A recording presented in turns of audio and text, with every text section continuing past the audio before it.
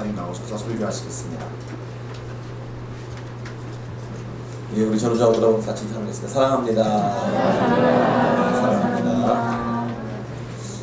우리는 계속해서 사랑에 관하여라는 주제의 설교를 나누고 있습니다. 특별히 고린도전서 13장 4절부터 7절까지 아주 유명한 이 말씀을 만나면서 먼저 우리는 사랑은 오래 참고에 대해 생각해 보았습니다.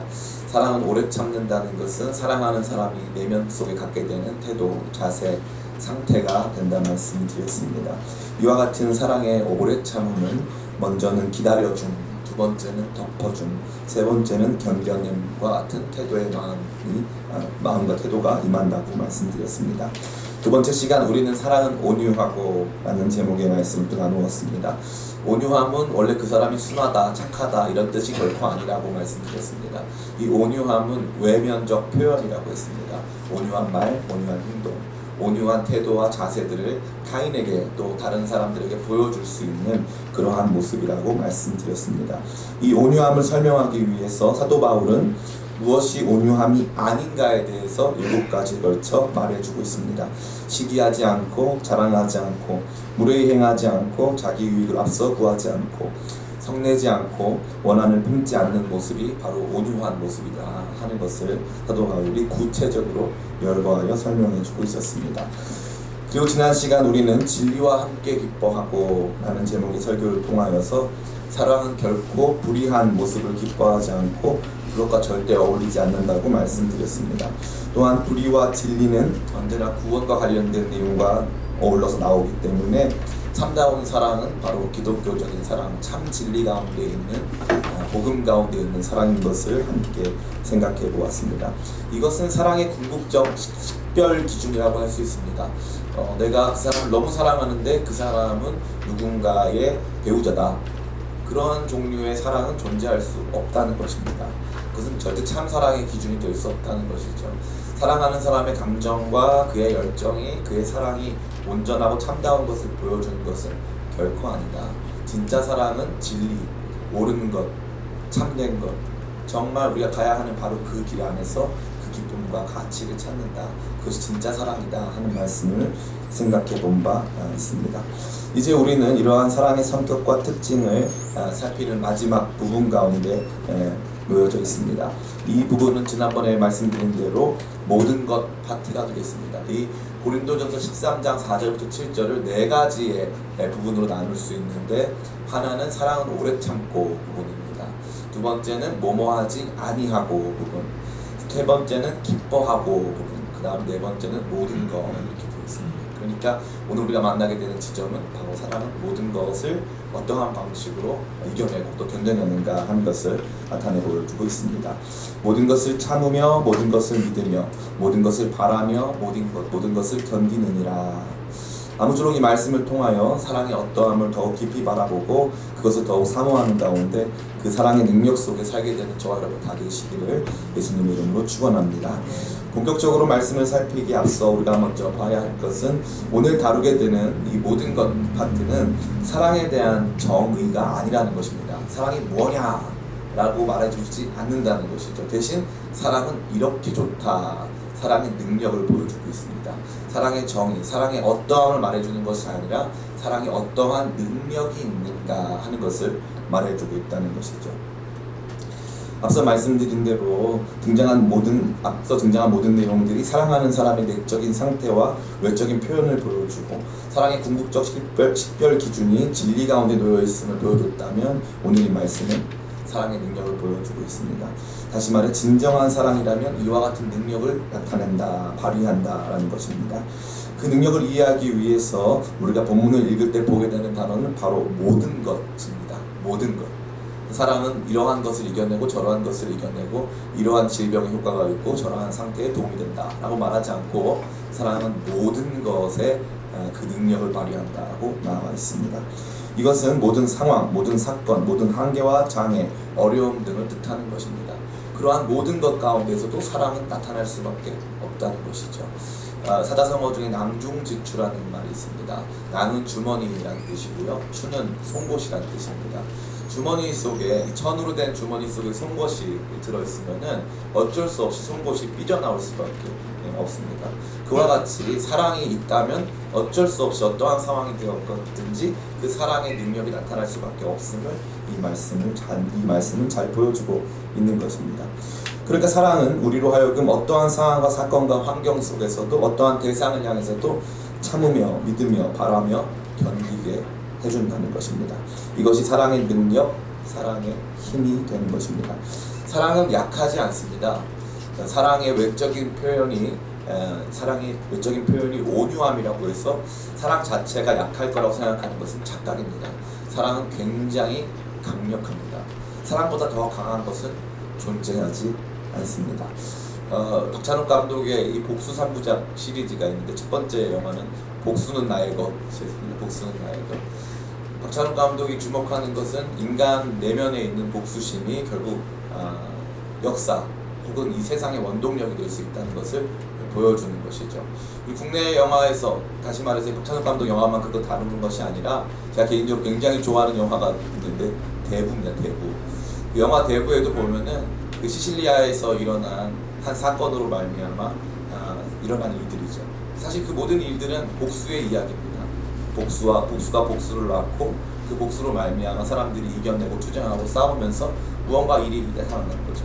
복수, 증오, 질투, 폭력 등이 이 세상을 움직여가는 원동력이다라고 말하는데 그렇지 않습니다. 그 어떤 강력한 폭력도 그 어떤 강력한 증오와 갈등도 사랑을 이길 수는 없습니다. 사랑은 모든 것을 이깁니다. 사랑은 모든 상황 속에서 참고 견디고 바라고 소망하고 기대하게 하는 것입니다. 오늘날 우리가 살아가는 이 시대는 상당히 두렵고 어두운 시대가 됩니다. 바둑을 저는 전혀 둘 줄 모르지만 이 바둑 세계가 상당히 많이 바뀌었다고 합니다. 바둑의 세계가 옛날에는 어떤 한 스승에게 들어가서 그 스승의 바둑 스타일을 배우고 그 스승의 바둑 스타일대로 자기 자신을 연마한 다음에 나중에 결국 그 스승까지 이기면서 가는 일종의 매우 이 인간적인 모습의 바둑 훈련 체계가 갖추어져 있었다고 합니다. 그러나 최근에는 그것이 바뀌었습니다. 왜 바뀌었을까요? 그것은 바로 우리 이세돌 구단이 알파고를 상대로 하면서 5번의 게임 속에 딱 한 번만 이기고 나머지 4번을 졌습니다. 그 한 번 이긴 것이 인류가 유일하게 인공지능을 이긴 단 한 번의 승리입니다.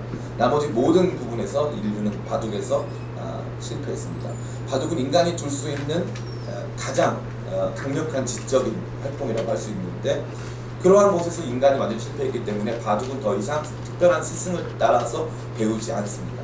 바둑은 알파고를 통해서 배웁니다. 그러니까 인간은 이제 인간의 한계를 직면하는 순간을 마주대하고 있다는 것이죠.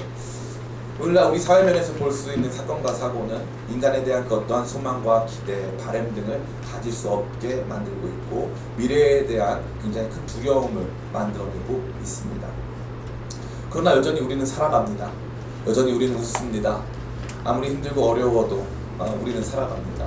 요즘 분들이 결혼 많이 안 하니까 옛날 사람들이 얘기하는데 전쟁통에도 애기 태어났다 이런 말 많이 하지 않습니까? 참 신기합니다. 더 이상 살아갈 수가 없는 완전한 절망 속에서 인간은 또 꿈꾸고 또 믿고 또 신뢰하고 또 사랑하고 또 웃으며 하루를 또 한평생을 살아간다는 것입니다. 그 원동력은 무엇입니까?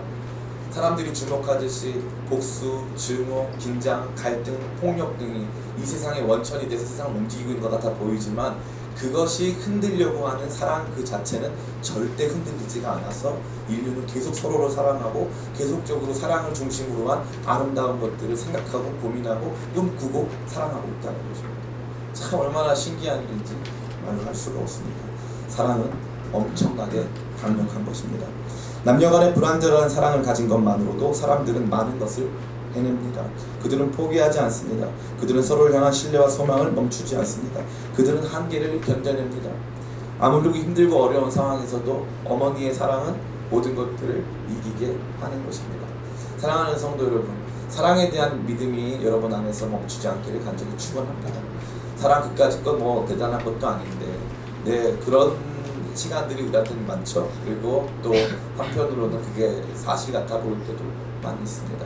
그러나 정작 가장 중요한 순간, 가장 나 자신이 약해지는 그 순간에 우리 자신을 일으키는 가장 큰 힘은 바로 사랑 그 자체인 것입니다. 정리해보자면 사랑은 힘입니다. 사랑은 능력입니다. 무엇도 막을 수 없고 무엇도 그것을 대해서 어떠한 저항을 한다 할지라도 궁극적으로 굴복시킬 수 없는 위대한 힘과 능력이 사랑 가운데 있습니다. 모든 것이 그것을 저와 여러분에게 보여주고 있습니다.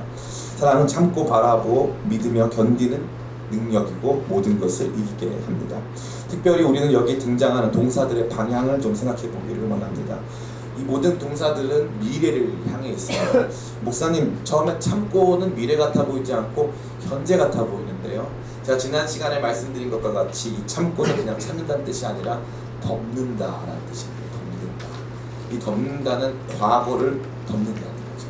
누군가의 과거의 허물 혹은 현재의 허물을 덮고 미래로 나갈 수 있는 토대를 마련해 준다는 것입니다. 오늘날 많은 청년들이 또 많은 우리 성도님들이 무엇 때문에 발목이 잡혀 있습니다. 과거 때문에 발목이 잡혀 있습니다. 과거는 우리 자신에게 끊임없이 너는 미래가 없다고 말합니다. 너는 그 어떠한 웃음도 웃을 수 없을 것이고 어떠한 새로운 일들도 너 삶에 일어나지 않을 것이라고 과거는 우리에게 말을 한다는 것이죠. 근데 참 흥미로운 것은 사랑이 시작되면 새로운 꿈이 시작됩니다. 사랑이 시작되면 우리 안에서 새로운 출발들이 나타나기 시작합니다. 그것이 사랑이 주는 것이죠. 또한 여기서 나타나는 미래를 향한 동사 바라고 믿는다. 바란다는 것은 미래에 대한 기대를 말하는 것이죠. 믿음 역시도 마찬가지입니다. 현재에 대해서 믿는 것이 아니고 미래에 대해서 믿는 것입니다. 뿐만 아니라 그 모든 것들이 결국 견뎌내게 한다. 이 견뎌내는 방향은 무엇입니까? 미래를 향해서 견디게 한다는 것입니다. 이것은 참 놀랍습니다. 모든 것을 바라고 모든 것을 믿고 모든 것을 견디며 우리 자신을 조금씩 미래를 향해 나가게 한다는 것입니다. 사랑은 이와 같이 저와 여러분에게 조금씩 앞으로 나갈 위대한 힘과 능력을 제시하고 있습니다. 이러한 사랑의 출발점은 어디일까요? 제가 첫 시간에도 말씀드린 것과 같이 바로 하나님의 사랑입니다. 하나님이 이와 같이 모든 것을 참고 모든 것을 바라시고 모든 것을 믿어주시고 모든 것을 견디어 주십니다. 이것이 하나님의 사랑 안에 분명히 나타나 있습니다. 우리에게는 사랑이 없습니다. 이게 복음적 사랑이에요. 우리는 사랑할 수 없다. 이게 복음적 사랑입니다. 나는 참 사랑이 없다. 내가 내 힘으로 사랑하면 난 내 자녀를 온전히 사랑할 수 없다.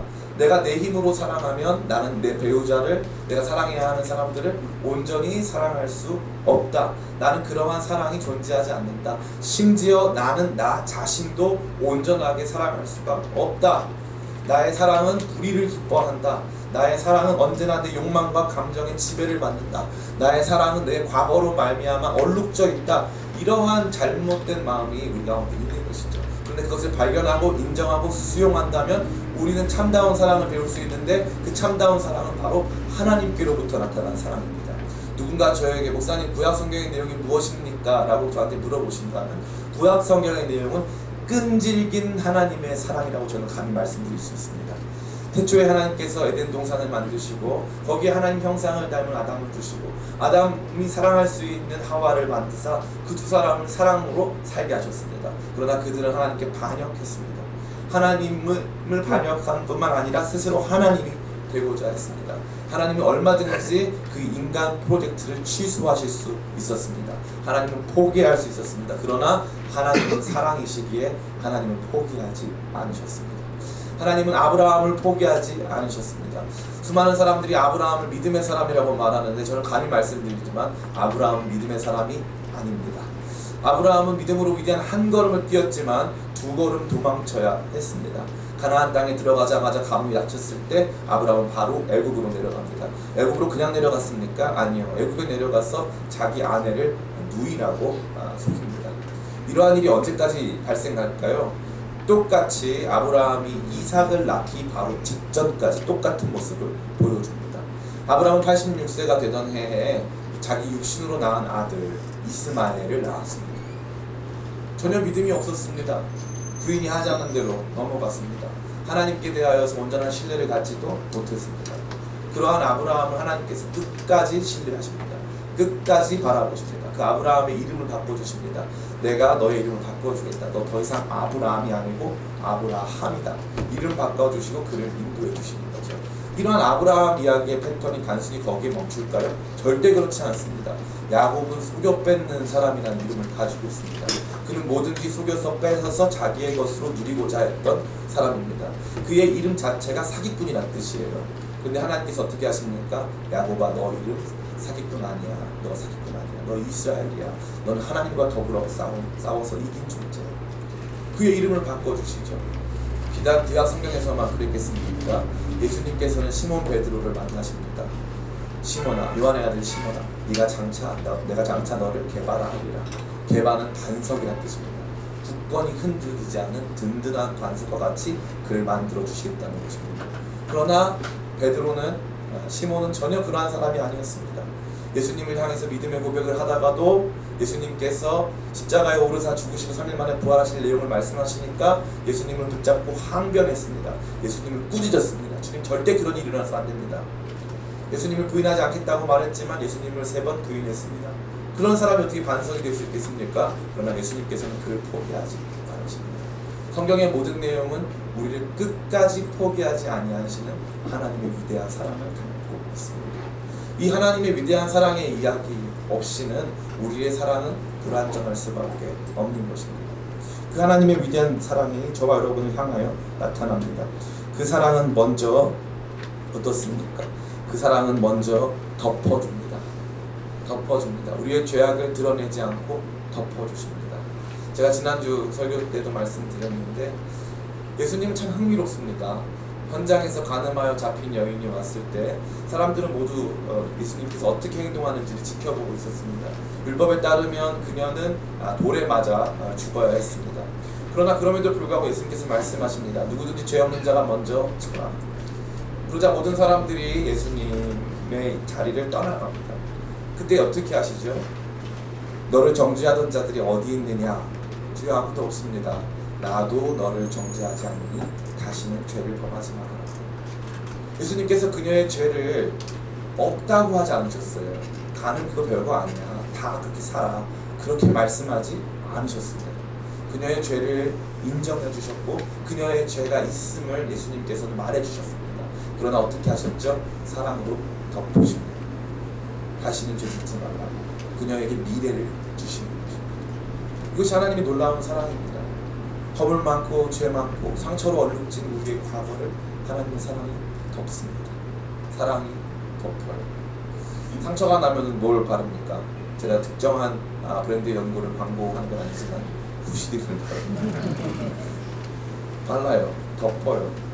덮으면 그 안에서 덮인 그 안에서 화학작용이 일어나고 이 아름다운 이 변화, 치유가 일어납니다. 그래서 회복이 됩니다. 덮는 것이 너무나 중요해요. 그런데 오늘날 우리는 덮기를 잘할까요? 들춰내기를 잘할까요? 들춰내기를 한 1200개쯤 잘하는 것 같습니다. 남의 허물을 들춰내고 하는 걸 너무너무 잘해요. 덮는 걸 오히려 어떤 부분에서는 좀 죄악시하는 것 같아요. 오늘날은 다양한 이 언론이 발달하고 사람들이 서로를 견제하고 감시하는 체제를 굉장히 좋은 것, 건강한 것으로 여기기 때문에 주로 밝혀내고 들추어내서 그들의 모든 악행들을 밝혀내고 들추어내는 것만이 정말 참다고 진리의 길이다라고 생각합니다. 밝혀낼 수 있고 들춰낼 수 있습니다. 그러나 그 후에 덮는 과정도 필요합니다. 넬슨 만델라가 26년 동안 남아공 감옥에 갇혀 있었습니다. 흑인 인권 운동을 했습니다. 만델라가 26년 만에 국제사회의 여론에 못 이겨 석방이 됐습니다. 그리고 나서 넬슨 만델라는 통합된 남아공의 대통령이 됐어요. 그때 만델라가 한 중요한 정치적인 방향이 무엇이었습니까? 모든 것을 덮자는 것입니다. 들춰내고 밝혀내고 끝까지 추적해서 밝혀내서 다 모든 것들에 대한 책임을 묻겠다. 자기에게 힘들게 하고 아프게 한 사람들 덮자. 십자가는 무엇입니까? 주의 보혈로 우리를 덮는 것입니다. 덮는 것. 그 사랑을 경험해보지 못한 사람은 덮어줄 줄을 모릅니다. 덮어줄, 감싸줄 것, 끌어안아줄 것, 그러한 것을 모른다는 것입니다. 사랑하는 성도 여러분, 하나님의 위대한 사랑은 우리로 하여금 미래로 갈 수 있도록 우리의 과거의 상처와 아픔과 허물을 덮어주십니다. 그래서 다시 새로운 꿈을 꾸고 새로운 소망 속에 새로운 출발을 할 수 있는 시작점을 그 덮어주신 위에 마련해 주신다는 것입니다. 또한 주님 사랑은, 하나님의 사랑은 어떤 것입니까? 하나님의 사랑은 바라는 것입니다. 이것은 소망한다고 되어 있습니다. 소망한다는 것. 사랑은 그 대상에 대하여서 끊임없는 소망을 갖습니다. 제가 아는 한 어머니가 계세요. 그 어머니의 자녀는 다운 증후군입니다. 다운 증후군은 개선이 거의 쉽지가 않습니다. 같이 사는 것만으로 그것이 전부입니다. 행동 통제가 쉽지가 않고 교육이나 훈련 역시도 아주 극히 제한되어 있습니다. 그런데 참 흥미로운 것은요, 그 어머니는 그 다운 증후군 아이가 보여주는 작은 변화에 소망을 갖어요. 포기하지 않아요. 소망을 가져. 참 신기하죠. 우리 같았으면 벌써 포기할 텐데. 요즘 같은 시대의 뱃속에서 아이의 장애와 기형 여부를 판단할 수 있습니다. 그렇게 해서 태어나지 못한 아이들이 얼마나 많습니까? 그러나 제가 아는 부부들 중에 상당수는 그러한 장애를 알고도 출산을 가능하고 그 아이들을 그 가운데 키워냅니다. 작은 변화 속에서 소망을 잃지 않고 최선을 다합니다. 어떤 날 아마 그 어머니는 모든 것을 포기하고 싶은 심정을 만나게 될 것입니다. 사실 이게 몸의 장애, 기형은 오히려 눈에 보이는 것이니까 그 한계를 쉽게 파악할 수 있는 것이니까 편할 수 있는데, 어떤 아이가 살인자로 성장할지, 어떤 아이가 정말 이기적인 사이코패스가 될런지 우리는 그것을 알 수 없습니다. 그러나 부모는 사랑으로 그 아이에 대한 소망을 잃지 않습니다. 사랑은 우리로 소망하게 합니다. 기대하게 합니다. 이러한 놀라운 사랑이 하나님의 사랑입니다. 하나님의 사랑은 저와 여러분도 알고 이러한 삶의 태도를 갖도록 하는 것입니다. 또한 사랑은 믿어줍니다. 이 사랑의 믿어줌은 참 흥미로워요. 이 사람의 과거로 봤을 때 이 사람은 또다시 그러한 일을 할 수 있음에도 불구하고 다시 한번 그를 신뢰하는 것입니다. 신뢰한다는 것은 우리 자신을 내어주는 것이죠.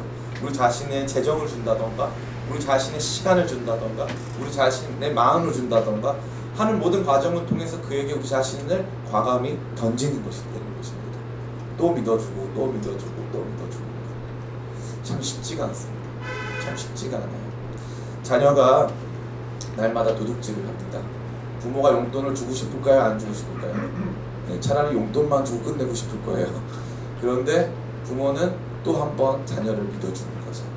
또 한 번 믿어주고, 너 그렇게 하지 마 하고 또 한 번 믿어주고 또 한 번 믿어주고. 제가 살면서 많이 느끼는 건 무엇이냐면, 나이가 먹을수록 우리 부모님이, 우리 어머니가 그때 내가 거짓말이라는 사실을 알았겠구나 라는 사실이에요. 근데 내가 어머니 제가 문제집 살게요 라는 것이 우리 어머니는 알았겠구나. 근데 그 문제집 값을 주셨을까 안 주셨을까? 왜 엄마들은 더 똑똑하지 않을까? 그 문제집 값을 안 주면 되는데, 그 문제집을 직접 사다 주면 되는데, 근데 알면서 속아주는 거죠. 그리고 속은 다음에 믿어주는 거예요. 만약에 자녀가 아닌, 내가 사랑하지 않는 대상이 나한테 그렇게 한 번 속이면은 아마 그를 감옥에 영원히 쳐놓고 싶을 거예요. 근데 사랑하는 대상이기 때문에 또 믿어주고 또 믿어주고 또 믿어주는 것입니다. 사랑은 우리를 믿게 합니다. 참 신기하죠. 도저히 믿을 수 없는 그 사람은 또 믿게 하는 거죠. 참 신기합니다. 사랑에게는 그런 힘이 있습니다. 사랑은 모든 것을 견디게 합니다. 여기서 견디다라는 단어는 헬라어 휘포메노라는 단어입니다. 메노가 거하다, 살다, 거주하다 이 뜻이거든요. 그런데 앞에 휘포가 붙으면요, 어떤 뜻이냐면 이런 겁니다. 더 강한 생명력으로 거하고 살아가는 것을 묘사하는 거예요. 억척스럽게 살다 이런 느낌이에요. 억척스럽게 견뎌낸다. 도저히 살 수가 없는데 억척스럽게 살아낸다. 마치 거칠은 들판에서 피양만 들꽃에 막 황량한 바람이 막 불어대는데도 그 들꽃이 꽃을 피우고 그 뿌리가 단단해서 웬만하면 뽑히지 않고 비가 오지 않아도 견뎌내는 그러한 야성적인 모습을 보여주는 단어가 아닐 수 없습니다. 사랑은 그렇게 우리로 하여금 끝까지 견디게 하는 힘을 주는 것입니다. 제가 군에 있을 때 사실 굉장히 힘든 시간이 많았어요. 굉장히 힘든 시간이 많았는데 그거 제가 이제 저희 집사람이 있어서 좀 말하기 좀 그렇지만 이런 걸 하지 않아야 되는데 집에 가면 또 힘든 일이 벌어집니다. 많이 망설임이. 군에 가서 이제 훈련을 받는데 이제 좀 좋아하던 이성들이 있지 않았겠어요? 제가 이성이라고 말하지 않고 이성들이라고 말했습니다. 그래서 후보군들이 있단 말이죠. 후보군들. 그래서 A 자매가 이제 나를 거부할 경우 B 자매 뭐 이런 느낌 있잖아요. 근데 그들 모두가 제가 훈련받는 거에 아무 관심이 없더라고요. 근데 저희 어머니는 제가 훈련받는 거에 많은 관심이 있으시더라고요. 제가 그때 깨달은 게 엄마 사랑이 진짜로 나머지 다 가짜였다. 그거 많이 깨달았어요. 근데 참 힘들 때 어머니 생각하면서 많이 견딘 것 같아요. 군대 갔다 오면 효자가 돼요. 왜냐하면 생각보다 그 능력이 평상시에는 뭐 어머니 뭐 있어도 그만 없어도 그만이지만 군에 간 순간 내가 참 그 사랑으로 사는구나, 나를 사랑해 주실 기대하시는 분이 있겠구나 라고 생각이 드는 순간 힘내어서 다시 견디게 하는 거죠. 다시 견디게 하는 거죠. 옛날에 우정의 무대라는 프로그램이 있었는데 뒤에 계신 분은 저희 어머니가 확실합니다 막 이러면서 어머니 안 온 것도 뻔히 다 알면서 괜히 나가서 휴가 받으려고 하고 막 그런 게 있었는데 가만히 생각해보면 그만큼 너무 중요한 단어였던 거예요. 그게 견디게 하는 단어. 사랑이 견디게 하는 거죠. 사랑은 견디게 합니다. 참 신기하죠. 아무리 어려운 순간에서도 사랑은 견디게 하는 것입니다. 우리는 이 말씀을 세 가지 주체를 중심으로 적용하여 생각할 수 있습니다. 첫 번째는 나 자신입니다. 우리가 타인에 대해서 갖는 감정이나 태도에 앞서 우리 자신에 대한 감정과 태도가 이와 직결되어 있습니다. 최근 사람들의 경향은 자기 사랑의 방향으로 나가고 있습니다. 몸에 좋은 음식을 찾아서 먹고 자기를 기쁘게 할 수 있는 활동에 열을 올립니다. 저도 예전에 몸에 좋은 건강식품은 40대 이상 50대들이 챙겨 먹는 줄 알았어요. 근데 미얀마에 선교를 갔는데 이제 20대에 불과한 윤예은 자매가 건강식품 박사입니다. 박사. 목사님 이거 꼭 사셔야 됩니다. 아무리 딴 건 안 사도 이 음식을 꼭 사야 되는데 뭐 해당 정보가 평상시에 그렇게 어리버리한 자매가 그 영양 그 식품 앞에서는 뭐 박사가 따로 없어요. 깜짝 놀랐어요. 무슨 지병이 있는 줄 알았어요. 너무 건강한데 왜 그런 걸 잘할까? 요즘 사람들 자기 사랑, 자기에 대한 애착이 굉장히 크기 때문에 엄청나게 그런 것들에 대한 정보들을 가지고 있습니다. 그러나 정작 자신에 대한 진정한 용서, 자신에 대한 진정한 소망과 믿음, 그 자신을 덮어주고 자신에 대해서 소망하고 자신에 대해서 끝까지 믿어줄 수 있고 자신에 대해서 끝까지 견뎌낼 수 있는 태도와 마음을 갖는 것은 사실 쉽지가 않아요. 또 자기 자신에 대해서 절망하고 자기 자신은 안 될 것이라고 미리 단정 짓고 하면서 사실 실상 자기 육체를 위하는 것 같아 보이지만 정작 그 마음의 중심에는 자기 사랑은 온데간데 없고 자기 절망, 자기에 대한 불신, 자기에 대한 이 심각한 이 자기 공격성 속에 놓여져 있다는 것입니다. 얼마나 안타깝습니까? 그래서 자기를 직면하는 시간을 싫어해요. 자기를 직면하는 그 시간이 나타나면 자기는 실패자가 되거든요. 그 진정한 자기 사랑이 자기를 붙들어주기 때문에 아무도 나에게 박수 쳐주지 않아도 나 혼자 괜찮은 상태가 돼야 되는데 그런 상태가 없다는 거예요. 이 두 가지죠. 그런 상태가 아예 없어서 힘들거나 아니면 과잉된 자기를 만드는 거예요. 과대평가된, 과장된 자기를 만드는 거예요. 연극성 성격 장애라고 하는 거예요. 과장된 자기를 만들어내가지고 그거를 이제 자기라고 생각하고 좋아하고 막 거기에 이제 자기를 숭배하는 것입니다. 진짜 자기 사랑을 자기를 직면한 상태에서 절망적인 자기이지만 그럼에도 불구하고 또 다시 사랑하면서 끌어내고 이겨내고 믿음을 갖고 소망을 갖고 견뎌내는 등 이러한 것들을 갖출 수가 없는 상태. 여러 가지 조건들이 주어지지 않으면 너무 심각하게 불안해하고 있고 잘못된 자기사랑 앞에 놓여져 있는 수많은 사람들을 만나는데 청년 세대로 가면 갈수록 그 문제가 심각합니다. 엄청나게 심각해요. 왜 그렇습니까? 참다운 자기사랑의 출발점, 하나님이 우리를 덮어주시고 하나님이 우리에 대한 소망을 잃지 않으셨고 하나님께서 우리를 믿어주시고 하나님께서 우리를 끝까지 우리 가운데 견뎌주시는 것. 아까 제가 그 말씀 드렸죠. 휘포매너, 끝까지 견디는 거예요. 끝까지 그 안에 있는 거. 근데 사랑이 뭐예요? 사랑은 여기 있으니 하나님이 사랑이라. 하나님이 사랑이셔서 우리 가운데 들어오시면 잘 안 나가세요. 우리 따라해볼까? 내 마음 광야. 내 마음은 광야인데 하나님이 계시기에 적합하지가 않단 말이죠. 근데 하나님이 한번 들어오시면 안 나가시. 끝까지 나를 포기하지 않으세요. 끝까지. 이게 참 묘한 거 아닐까요? 나는 하나님이 100번 버려도 나도 나 자신을 버렸는데, 나도 나 자신에 대해서 절망했는데, 나도 나 자신을 믿지 못하겠는데, 나도 나 자신을 견뎌줄 수가 없는데, 사랑이신 하나님이 내 안에 들어오셔서 그 하나님이 나를 덮으시고 그 하나님이 나를 믿어주시고 그 하나님이 내 안에 소망을 다시 한번 두시고 그 하나님이 내 안에서 떠나지 않으신다는 거예요. 그게 막 들어오기 시작하니까 새로운 소망이 일어나는 것입니다. 사랑하는 성도 여러분, 진정한 자기사랑의 출발은 하나님 사랑에 대한 인식에서부터 비롯되는 것입니다.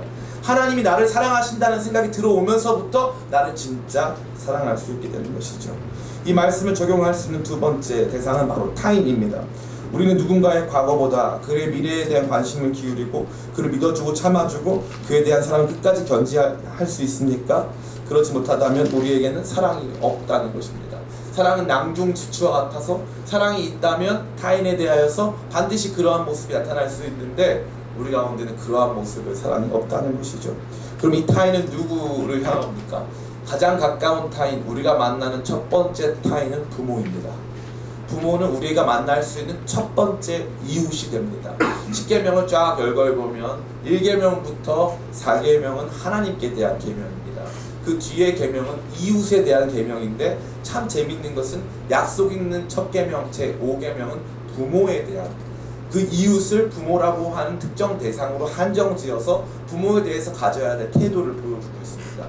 부모에 대한 태도, 그것이 하나님 사랑과 이웃 사랑 중심에 딱 놓여져 있는 거죠. 그래서 하나님 사랑은 사실 부모 사랑을 통해서 구체화될 수 있다는 것입니다. 참 놀랍죠. 이 부모 사랑이 우리 가운데 온전하게 이루어지지 않습니다. 왜요? 부모님이 나한테 했던 일들이 나에게 있어서는 덮어지지가 않아요. 부모님에 대한 소망과 믿음을 갖는 게 너무너무 어렵습니다. 부모님을 견뎌내는 것도 너무 힘든 과정이 되는 것입니다. 우리가 만나게 되는 두 번째 대상, 타인 사랑의 대상은 바로 배우자입니다. 이 배우자에 대해서도 우리가 동일하게 이 사랑의 마음을 온전히 갖기가 너무너무 어렵습니다. 우리가 만나게 되는 세 번째 대상은 바로 자녀입니다. 자녀에 대해서도 이러한 사랑을 끊임없이 견지하는 것은 쉽지가 않습니다. 거기에 필요한 것은 무엇일까요? 바로 하나님 사랑입니다. 모든 것을 이기게 하는 그 하나님의 사랑이 우리 가운데 들어오게 되면 그때부터 갑자기 부모님에 대한 용서가 시작됩니다. 부모님께서 나한테 해왔던 일들을 덮어낼 수 있는 것이고 이해할 수 있는 것입니다. 또한 그 부모님에 대해서 다시 한번 소망을 갖고 기대를 갖게 되는 것입니다. 우리가 청소년, 청년 사역을 합니다. 청소년, 청년 사역을 하다 보면 제일 많이 만나게 되는 것이 이 부모에 대한 증오를 가지고 있는 친구들이죠. 부모에 대한 증오를 가지고 있는 친구들은 대부분 부모님을 용서할 수가 없어 합니다. 부모님 나한테 했던 말들, 행동들, 태도들 그 안에 사로잡혀 있는 것이죠. 근데 그들이 은혜 받으면 첫 번째 나타나는 증상이 뭐냐 하면은 부모님에 대해서 용서가 일어납니다. 이 말은 부모님을 이렇게 화나게 하는데 네가 먼저 날 용서해. 그러나 실제적으로 그런 아이들이 너무나 많습니다. 부모님도 사랑이 필요했던 굉장히 나약하고 불쌍한 존재였음을 발견하고 하나님 사랑으로 하여금 하나님 사랑 때문에 그러한 모습들을 용서하고 바라보고 믿고 신뢰하고 나아갈 수 있게 그런 새로운 힘을 제시하고 있다는 것입니다. 또한 배우자나 자녀에게도 마찬가지입니다. 수많은 사람들이 세상에 살아가면서 자기에게 사랑의 능력이 있다고 믿지만 우리는 하나님의 사랑 없이는 그 누군가를 사랑할 수 없습니다. 마지막 세 번째 적용해 볼 대상은 바로 교회입니다. 오늘 우리가 읽은 말씀은 교회를 향한 편지 속에 등장합니다. 그 교회는 바로 고린도 교회였습니다. 방언과 예언을 하는 은사 많은 교회였고 성경에 대한 지식을 아주 많이 가지고 있는 교회였습니다. 사도 바울과 아볼로 같은 위대한 성경교사들의 가르침을 받은 교회였습니다. 이 교회는 너무나도 멋있는 교회였습니다. 그러나 이들은 분열했습니다. 그러나 이들은 서로의 과거를 들춰냈고 심지어 고린도 교회를 설립한 사도 바울의 사도성을 의심했습니다. 그렇게 의심하는 것, 그렇게 검증해내는 것이 참다운 덕목이라고 생각했습니다.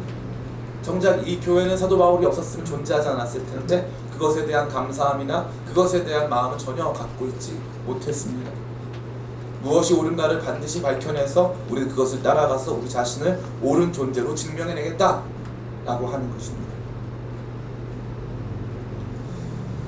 사실 가장 사랑이 필요한 공동체는 바로 이러한 교회입니다. 교회 안에는 이러한 모습이 너무나도 손쉽게 일어날 수 있습니다. 누군가의 과거를 들춰내고 누군가의 현재의 모습을 폄하하며 누군가를 믿고 신뢰하기보다는 그에 대한 불신을 드러내고 그 사람에 대해서 안 될 것이라고 미리 예단하여 말하는 그러한 종류의 판단들이 넘쳐나는 것이 교회입니다. 서로가 서로를 견뎌주지 못하는 것이죠. 참 너무나도 안타깝습니다. 너무나도 안타깝습니다. 최근에 제 주변에서 일어나는 일들을 통해 저는 교회의 사랑 없음을 많이 발견합니다. 가장 사랑이 많아야 할 공동체인데 사랑이 없습니다. 사랑이 없기 때문에 그들 안에는 각종 폭력들이, 각종 갈등들이, 증오와 시기들이 넘쳐납니다. 세상도 이렇게 더러울 수 없을 정도로 교회가 서로가 서로를 향해서 엄청난 폭력성을 보여주고 있습니다. 오늘날 개인적인 민사사건 안에서 고소고발이 가장 많은 공동체는 바로 교회입니다. 목사가 장로를, 장로가 목사를, 권사가 권사를 이러한 방식으로 교회는 끊임없이 소송하며 우리 자신의 사랑 없음을 만천하에 드러내주고 있습니다. 특별히 오늘 우리 기쁨의 교회는 개척 1기를 마무리하고 위대한 성장의 시기를 맞이하며 매우 중요한 투표를 진행하고 있습니다. 교회들이 자주 범하는 오류 중 하나는 교회 성장을 어떠한 결정에 의해서 할 수 있다라고 하는 생각입니다. 우리가 결정 잘하면 우리 교회가 더 성장할 거야. 착각입니다. 어떤 결정을 하느냐가 아니라 어떻게 결정하느냐가 교회의 성장을 좌우합니다. 어떤 결정이 중요한 게 아니에요. 많은 분들이 이렇게 말합니다. 담임 목사 잘못 뽑아서, 사람이 잘못 들어와서, 목사님 이거 실수해서. 제가 가만히 보니까 어떤 결정을 했냐가 아니라 그걸 어떻게 했느냐가 중요하더라고요. 어떻게 사랑으로 했느냐, 건강한 믿음을 가지고 소망 가운데 덮어두고 견뎌내며 그러한 일들을 하고 있느냐, 아니면 그냥 하느냐.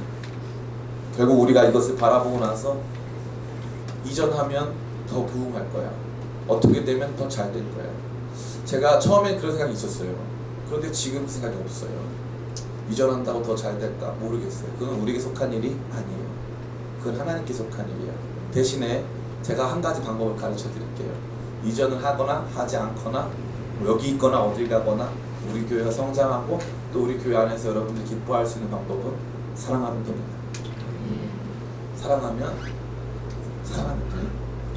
어차피 한평생 사는 건데 하나님 앞에 섰을 때 제가 몇천 명 교회 목회했다고 그게 하나님 앞에 자랑이 될까요? 주님, 우리 교회는요 중요한 여러 가지 결단들이 있었는데 그 결단보다 서로 사랑하기를 선택했습니다. 서로 믿어줬습니다. 과거를 덮어줬습니다. 서로 참아주었습니다. 휘포매노했습니다. 아내와 같은 상황에서도 서로 꽉 붙잡아줬습니다. 이러한 모습이 우리 가운데 있어야 할 줄은 믿습니다. 제가 종종 드리는 말씀인데 저는 순진과 순수를 구별합니다. 순진은 아무 일도 벌어지지 않을 거야. 내 삶에는 아무 일도 일어나지 않을 거야. 내가 한 대로 다 그대로 좋은 열매가 있을 거야 라고 하는 믿음입니다. 이건 어린 시절에 가질 수 있는 거죠. 나이가 80살이 돼도 순진하면 안 됩니다. 나이가 40살, 50살 넘어가서 순진하면 죄송한 말이지만 그거는 조금 나쁜 거예요. 순진하면 안 돼요. 대신에 순수해야 돼요. 내가 한 대로, 내가 베푼 선의대로 모든 것이 돌아오지는 않을 거지만 나는 그럼에도 불구하고 선의로 살아가겠다. 이건 순수한 겁니다. 사랑하는 성도 여러분, 우리가 교회에 대해 사랑을 베푼다고 해서 그 사랑이 여러분에게 온전한 보상으로 돌아올 것이라는 믿음 갖지 마세요. 제가 제일 재밌는 게 뭐냐면 가정에 대해서 설교할 때 내 부모를 공경하라. 이것이 약속 있는 첫 계명이니 이 말씀을 증거하는 날이 있었어요. 부모에 대한 이 공경을 하기 힘들어하는 사람들은 그 말씀을 거의 받아들이지 않습니다. 왜 그러냐면 그들은 이 생각이었어요. 내 부모를 공경해라. 그것이 약속 있는 첫 계명이니 네가 내 부모를 공경하면 내 부모도 너에게 사랑을 베풀 것이다. 성경은 단 한 번도 내가 부모를 공경하면 부모가 나를 사랑해 줄 거라는 말을 해본 적이 없어요. 성경은 그런 적이 없어요. 그거는 부모의 반응과 상관이 없습니다. 그건 내가 그렇게 살아야 하는 삶의 태도일 뿐이지 그것이 어떠한 결과가 만들어질지는 우리가 알 수 있다 없다? 없습니다. 그러나 그럼에도 불구하고 약속 있는 첫 계명이기에 우리는 그러한 삶을 살려고 힘쓰고 애쓰며 노력하는 것입니다. 오늘 이 말씀도 마찬가지입니다. 고린도 교회 참 재밌는 건 뭡니까? 성경에요 편지가 기록되어 있어요. 여러분 다른 종교 서적 중에 혹시 편지가 기록되어 있는 종교 서적 아시는 거 있으세요? 불경 중에 있습니까? 힌두교 경전 중에 있습니까? 단 한 권의 책도 편지를 종교 경전으로 삼은 책은 없습니다. 편지. 너무 신기한 일입니다. 왜 그럴까요? 우리가 믿는 신앙은 실제적인 삶 안에서 일어나는 현실이라는 거예요. 믿음은 현실입니다. 믿음은 현실이고 그 현실이 교회 안에서 구체적으로 나타난다는 거죠. 할례파를 받아들인 갈라디아 교회, 우리가 그 할례파를 받아들여서 갈라져가지고 갈라디아 교회 아닙니까? 갈라디아 교회, 또 이 유오디아와 순두계가 분열하고 있었던 빌립보 교회, 이런 교회들의 문제, 각 교회들의 문제를 다뤄주죠. 각 교회들의 문제를 바라볼 때 사도 바울이 특별히 갈라디아 교회 같은 경우에는 칭찬 이런 건 없이 내가 전한 복음 이외에 다른 것을 전했다면 나뿐만 아니라 천사들까지도 그것을 전한 천사들이라도 저주를 받아야 된다고 선포합니다. 교회가 세워지고 바른 교리 안에서 세워져가지고 사랑 안에서 공동체가 커가는데 공동체가 막 분열되죠. 그럼 어떻게 해야 돼요? 이 분열된 공동체 망했구나, 끝내야 되겠다 생각해야 되는데 사도 바울은 끊임없이 공동체를 향해서 사랑으로 책망하면서 권면하면서 끝까지 끌어가고 있다는 것이죠. 저는 이거 보면서 사랑은 포기하지 않는다. 교회를 포기하지 않는다. 저는 우리 기쁨의 교회가 서로가 서로를 포기하지 않고 우리 교회가 하나님의 뜻 가운데 세워지는 모든 과정들을 포기하지 않게 되기를 간절히 축원합니다. 설교를 많이 들어요. 저는 목사니까 설교를 아주 많이 듣습니다. 근데 어떤 목사님이 작은 교회 한 800명 있는 교회에 계시다가 한 7,000명 있는 교회 담임 목사님을 봤어요. 이 목사님이 이제 디모데 전 후서 강해를 하면서 이 목사님이 그 말씀을 하시더라고요. 거기 이제 성도들이 그 강의 설교 이제 몇 시간씩 하는 그 강의에 앉아 있는데 여기 있는 우리 성도님이 저를 힘들게 하지 않는다고 생각하는 것은 착각입니다. 여러분 모두가 다 좋은 사람 같으시지만 저는 여러분 때문에 많이 힘듭니다라고 말하더라고요. 제가 거기 용기를 내서 말씀을 드리자면 목사는 한 사람이고 성도들은 많습니다. 건축을 한다는 건 설계를 한다는 건데요.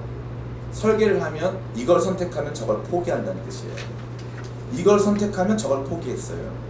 포기한 거는 이걸 선택하기 위함이었던 거죠.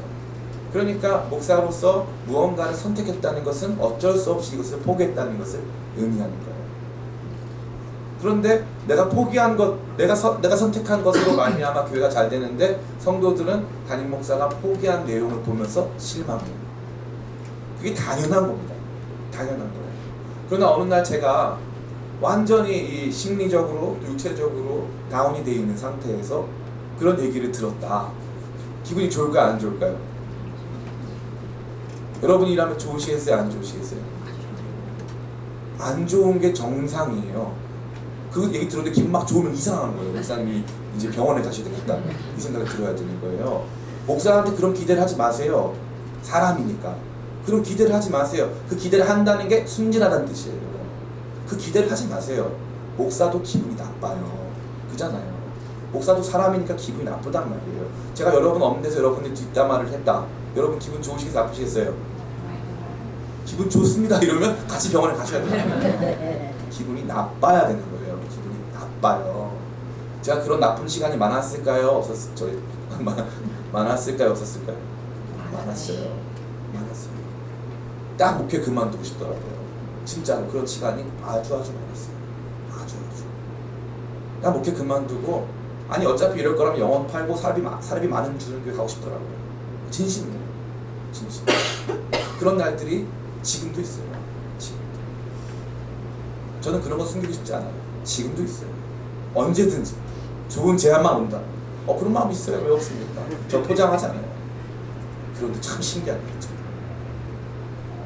갑자기 한숨 자고 일어나면 나를 욕했던 그분까지 너무 사랑스러워. 이게 이해가 안 돼. 그 사람이 나 싫어하는 거 뻔히 아는데 기도하면 눈물이 막 철철. 와, 이거는 제 능력이 아니에요. 여기서부터 너무 신비로운 역사예요. 제가 이 설교를 감히 여러분에게 할 수 있는 유일한 이유는 제가 그걸 경험하니까. 그 말도 안 되는 거. 사랑은 모든 것을 참으며 바라며 믿고 견디느니라. 이게 되는 거예요. 그때부터 달라져요. 그때부터. 이거는 저의 진짜 간증이에요. 진짜 목회자로서의 간증. 목사님들은 주로 뭘로 죽어요? 주로 암으로 죽어요. 목사님들은 주로 암, 믿지 마세요. 목사님들은 주로 암으로 돌아가세요. 그러면 그 발암물질이 뭐예요? 성도예요. 성도님들이 발암물질이세요.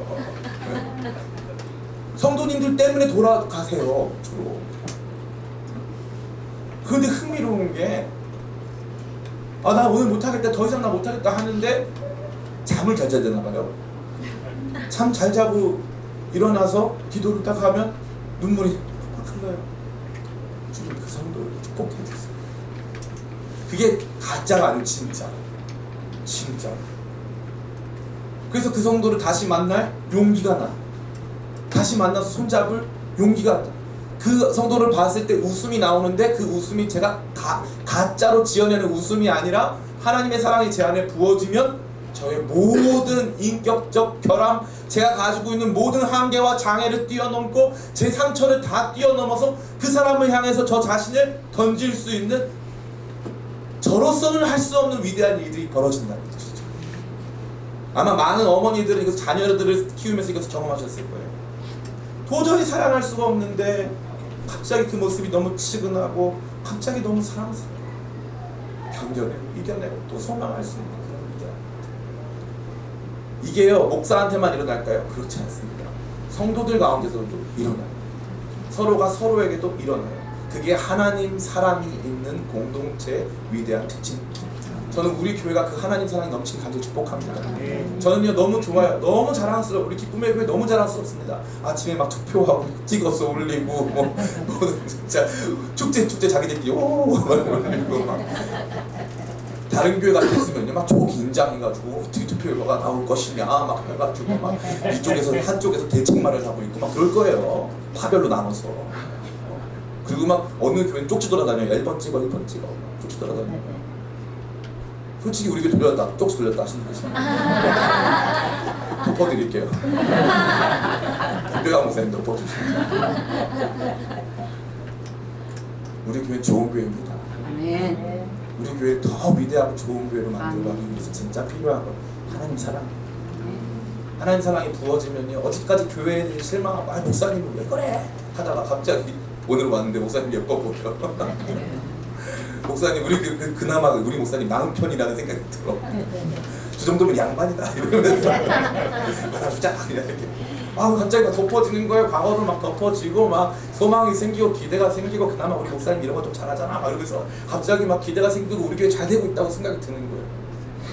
그게 사랑이에요. 이 사랑이요 역사를 바꾸는 거예요. 아멘. 복수가 폭력이 갈등과 긴장이 서로에 대한 증오가 역사를 바꾸는 게 아니에요. 단재 신채호 선생님이 뭐라고 하면 역사는 아와 비아의 끊임없는 투쟁이라고 했어요. 나와 나 아닌 존재와의 끊임없는 투쟁, 그게 역사 변화의 원동력이라고 본 거죠. 그러나 성경은 뭐라고 말합니까? 영원하신 하나님이 아와 비아 간의 끊임없는 투쟁 속에서 우리를 포기하지 않고 우리를 사랑하시는 그 사랑으로 인하여, 그 크신 사랑으로 인하여 그 은혜로 우리가 지금 여기 존재한다. 그 은혜로 우리가 살아간다. 그 사랑으로 우리가 미래를 꿈꾸고 소망하고 살아갈 수 있다. 이 위대한 진리가, 이 사랑의 위대한 진리가 저와 여러분 삶의 순심으로 말미암아 우리 자신을 그 사랑으로 사랑하고 내 주변에 있는 가족들과 타인들을 하나님의 위대한 사랑으로 사랑하고 우리 사랑하는 교회를 그 사랑으로 사랑하게 되는 저와 여러분 다 되시기를 예수님의 이름으로 축원합니다. 잠시 같이 기도하겠습니다. 주님, 우리 안에 사랑 없습니다.